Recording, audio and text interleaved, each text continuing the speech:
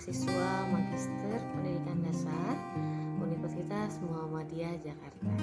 Pada kesempatan kali ini, izinkan saya untuk menyampaikan rangkaian tugas pada kesempatan kali ini yang saya hormati Ibu Dr. Sri Imawati MPD.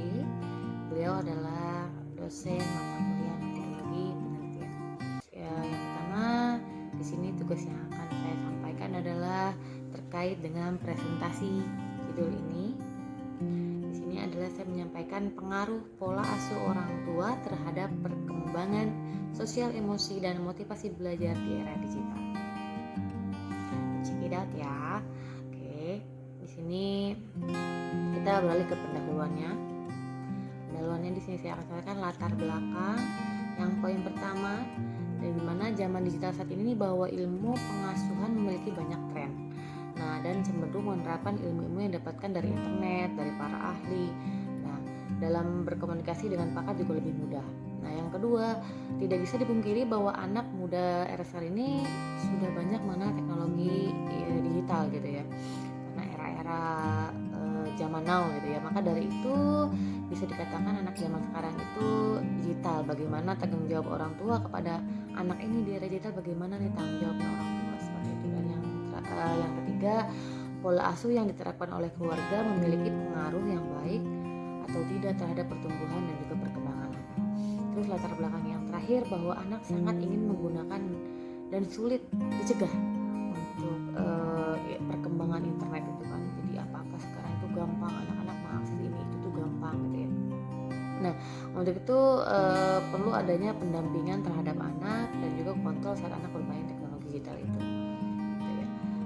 Selanjutnya saya akan menjelaskan tentang fokus penelitiannya. Di sini fokus penelitian pada tesis ini yaitu bentuk-bentuk pola asuh. Ya, bentuk-bentuk pola asuh yang diterapkan orang tua terhadap anak itu seperti apa di era digital dan bagaimana implikasinya pola asuh orang tua terhadap anak di era digital di SDN Singapura 02 tempat saya mengajar. Nah, rumusan masalah pada penelitian saya kali ini, karena saya menggunakan penelitian kualitatif dengan cara studi kasus. Yang pertama, bagaimana bentuk-bentuk pola asuh anak usia pada era digital di SDN Singapura 02. Terus yang kedua, bagaimana implikasi pola asuh orang tua terhadap anak era digital di SDN Singapura 2. Nah, selanjutnya kegunaan penelitian. Di sini secara teoritis yang saya harapkan hasil penelitian ini secara teoritis diharapkan dapat menimba ilmu dan juga pengetahuan saya sendiri sebagai pendidik. Bagaimana mendidik anak usia anak-anak ini bagi orang tua, dan diharapkan juga dapat memberikan wawasan yang luas serta pengetahuan yang lebih banyak terkait pola asuh anak di era digital. Nah, kegunaan lainnya itu bagi saya peneliti dan juga bagi orang tua dan juga bagi masyarakat luas intinya. Nah, bab 2 di sini ada tinjauan pustakanya. Tinjauan pustaka di sini ada pola asuh. Nah, dari kata pola asuh kan terdiri dari dua kata, ada pola dan juga asuh. Nah, dalam KBBI itu sendiri pola diartikan sebagai corak, model atau sistem, cara kerja, bentuk, struktur yang tetap. Nah, itu di KBBI. Sedangkan untuk masa asuh sendiri adalah mengasuh, merawat dan juga mendidik, membimbing, membantu, melatih dan juga lainnya gitu ya. Nah, kata asuh mencakup segala aspek yang berkaitan dengan pemeliharaan, perawatan dan juga dukungan. Nah, Kohn menyatakan bahwa pola asuh merupakan sikap orang tua dalam berinteraksi dengan anak-anaknya. Nah, bagaimana orang tua itu berinteraksi dengan orang tuanya? Nah, sikap orang tua ini meliputi cara memberikan aturan-aturan, entah itu reward gitu ya, entah itu punishment gitu ya, cara orang tua menunjukkan otoritasnya, dan juga orang tua memberikan perhatian serta tanggapan terhadap perkembangan anak di era sekarang ini. Nah, apa sih pola asuh di era digital ini ya? Ya, tidak bisa kita pungkiri ya bahwa era-era zaman now ini kita memerlukan banyak perhatian terhadap anak-anak gitu. Nah, di sini juga akan saya sampaikan poinnya itu macam-macam pola asuh gitu ya. Poin yang pertama itu ada pola asuh otoriter. Nah, di sini pola asuh otoriter adalah adalah pola asuh yang ditandai dengan cara mengasuh anak-anaknya dengan aturan yang ketat. Nah, seringkali memaksa anaknya untuk berperilaku, orang tuanya kebebasan dan bertindak atas nama diri sendiri dibatasi seperti itu. Nah, yang kedua ada pola asuh demokratis. Nah, untuk pola asuh demokratis ini adalah pola asuh yang ditandai dengan pengakuan orang tua terhadap kemampuan anak-anaknya. Nah, dan kemudian anak diberi kesempatan untuk tidak selalu tergantung kepada orang tuanya. Nah, yang ketiga itu ada pola asuh permisif. Nah, untuk pola asuh permisif ini orang tua mendidik anak secara bebas. Nah, anak dianggap seperti orang dewasa atau muda, ia diberi kelonggaran seluas-luasnya apa saja yang dikehendakinya. Gitu. Nah, di sini juga saya ada beberapa yang saya sambungkan penelitian berkaitan dengan judul yang saya ambil ini. Di sini yang pertama ada Meike Makaginge dan kawan-kawan di sebuah jurnalnya tahun 2019 di Universitas PGRI Semarang, gitu ya. Terus yang kedua ada Isnaini Martuti tahun 2021. Beliau program studi pendidikan agama Islam PAI jenjang program pasca sarjana Institut Agama Islam Negeri IAIN Bengkulu. Nah, beliau juga sama mengangkat teori tentang pola asuh orang tua terhadap perkembangan.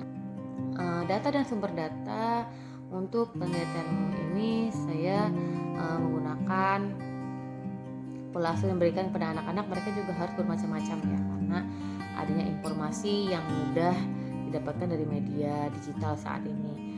Nah, selanjutnya juga saya melakukan wawancara dilakukan dengan para orang tua anak di SDN Singabraja 02 ya, khususnya untuk kelas 3 ya, untuk yang saya mengajar, dan meningkatkan kualitas interaksinya bagaimana dengan dan mengoptimalkan tumbuh kembang anak dengan baik.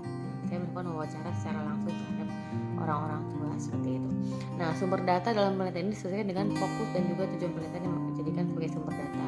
Nah, di sini informan yang meliputi orang tua ya, tadi saya sampaikan untuk orang tua kelas 3 SD Singabraja 2. Terus juga sumber data yang lain adalah dokumen data anak yang meliputi dokumentasi, catatan tertulis, dan juga bahan-bahan lain yang berkaitan dengan penelitian.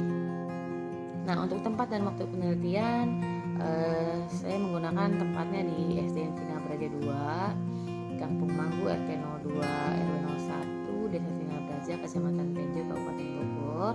Nah, untuk waktunya saya mulai untuk merancang ini dari awal Januari hingga sampai sekarang sedang saya lakukan seperti itu. Nah, teknik dan metode pengumpulan datanya, biasanya saya menggunakan metode dokumentasi. Ada 3 dokumentasi, yang kedua observasi, dan juga ketiga wawancara. Untuk metode yang pertama dokumentasi, ini bagaimana saya mengumpulkan informasi yang didapatkan selama proses penelitian, dan yang kedua ada observasi untuk mengambil data mengenai pola asuh anak di era digital ini di SDN Singabraja 02. Nah, untuk metode yang ketiga ada wawancara. Saya melakukan wawancara langsung terhadap para orang tua siswa, gitu ya. Jadi selama proses wawancara mengajukan beberapa pertanyaan. Teknik wawancara ini digunakan untuk mengambil data tentang pola asuh anak ini terhadap siswa SDN Singabraja 02. Nah, selanjutnya ada prosedur analisis data. Di sini ada 3, ada reduksi data, penyajian data, dan juga verifikasi data. Setelah kita melalui proses itu, saya melakukan pemeriksaan keabsahan data. Ini sudah saya rincikan untuk langkah-langkahnya. Di sini ada kredibilitas, transferabilitas, dan databilitas, dan terakhir konfirmabilitas. Oke, terima kasih. Mudah-mudahan tugas ini bisa diterima. Mohon maaf jika banyak kekurangan. Assalamualaikum warahmatullahi wabarakatuh.